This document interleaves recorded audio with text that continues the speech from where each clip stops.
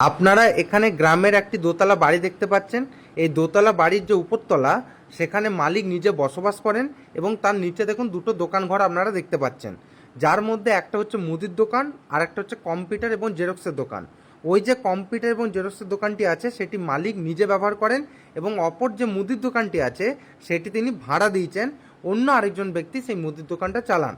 তাহলে এখন প্রশ্ন হলো, এক্ষেত্রে আমার বিল্ডিং কতগুলো হবে এবং সেন্সাস হাউস কতগুলো হবে এবং বিল্ডিং নাম্বার বা সেন্সাস হাউস নাম্বার কি হবে? তাহলে এক্ষেত্রে প্রথমে যেটা বলবো, মালিক যেখানে বসবাস করছেন অর্থাৎ দোতলায়, সেটা একটা আলাদা সেপারেট সেন্সাস হাউস এবং সেটা হচ্ছে রেসিডেন্সিয়াল সেন্সাস হাউস। এবং একতলায় দেখুন দুটো দোকান আছে, একটা মুদির দোকান, একটা কম্পিউটার এবং জেরক্সের দোকান। মুদির দোকান যেটা সেটা হচ্ছে ভাড়া দোকান, সেটা অন্য একজন ব্যক্তি ব্যবহার করছেন, এবং কম্পিউটার এবং জেরক্সের যে দোকান উপরে দোতলায় যিনি মালিক থাকেন তিনিই কিন্তু এই দোকানটা চালান।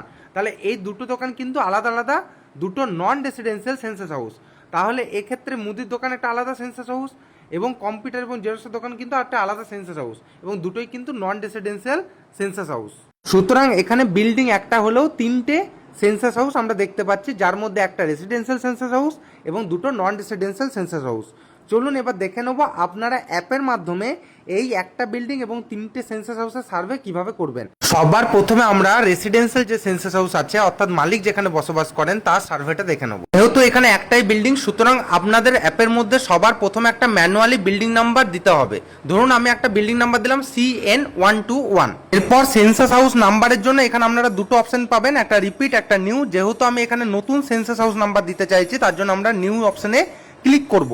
এরপর দেখবেন অটোমেটিক্যালি 4 ডিজিট একটা নাম্বার জেনারেট হবে, যেটা হচ্ছে সেন্সাস হাউস নাম্বার। ধরে নিলাম এই ক্ষেত্রে সেন্সাস হাউস নাম্বার জেনারেট হলো 0015। এরপর ওই সেন্সাস হাউসের মেঝে, দেওয়াল এবং ছাদ মেনলি কোন উপাদান দিয়ে তৈরি সেটা আপনাদের সিলেক্ট করতে হবে।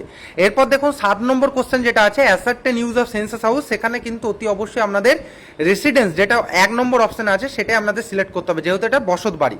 এরপর যা যা প্রশ্ন আসবে, ধরুন হাউস হোল্ড নাম্বার, পরিবারের প্রধানের নেম বা আদার্স যে প্রশ্নগুলো আসবে তার উত্তরগুলো আপনাদের সিলেক্ট করে তারপর এটা সাবমিট করতে হবে। এরপর মালিকের নিজের যে কম্পিউটার এবং জেরক্সের দোকান আছে সেই দোকানে সেন্সাস হাউস নাম্বার কিভাবে দেবো বা তার সার্ভে কিভাবে করব চলুন দেখে নেওয়া যাক।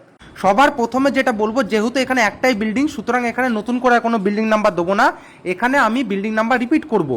অর্থাৎ আগের যে বিল্ডিং নাম্বার ছিল CN121 সেই সংখ্যাটি কিন্তু রিপিট হবে।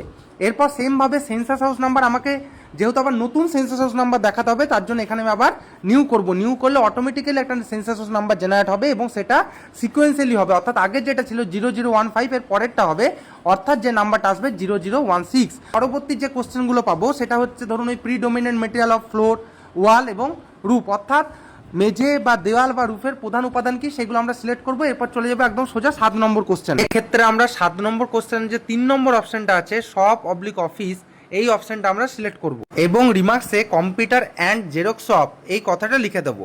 লেখার পরে আমরা যখন নেক্সট করব দেখবেন তখন দেখবেন ওই 8 নম্বর কোশ্চেন থেকে বাকি যে 34 নম্বর কোশ্চেন সেগুলো আর আসবে না, অটোমেটিক্যালি কিন্তু সাবমিট অপশানে চলে গিয়ে সাবমিট হয়ে যাবে। এরপর আপনারা প্রিভিউ করে আপনারা কনফার্ম করলে কিন্তু সেই পুরো ডেটাটা সাবমিট হয়ে যাবে। এরপর যে ভাড়া নেওয়া দোকানটা আছে সেটা যখন আমরা সার্ভে করব প্রথমে কিন্তু বিল্ডিং নাম্বারটা সেমভাবে রিপিট করব, অর্থাৎ বিল্ডিং নাম্বার আসবে CN121। এরপর যখন সেন্সাস হাউস নাম্বার নিউ করব তখন আবার সিকোয়েন্সিয়ালি পরে সেন্সাস হাউস নাম্বারটা আসবে, অর্থাৎ 0016 আগে ছিল এবার হবে 0017। এরপর কিন্তু সেমভাবে তার ওয়াল, তার ফ্লোর, তার রুফ কি দিয়ে তৈরি সেটা আমাদেরকে উল্লেখ করতে হবে। এরপর যখন আমি 7 নম্বর কোশ্চেনে যাব তখন যে 3 নম্বর অপশনটা আছে অর্থাৎ শপ পাবলিক অফিস, এই অপশনটা আমরা সিলেক্ট করব এবং রিমার্কসে লিখে দেবো গ্রসারি শপ।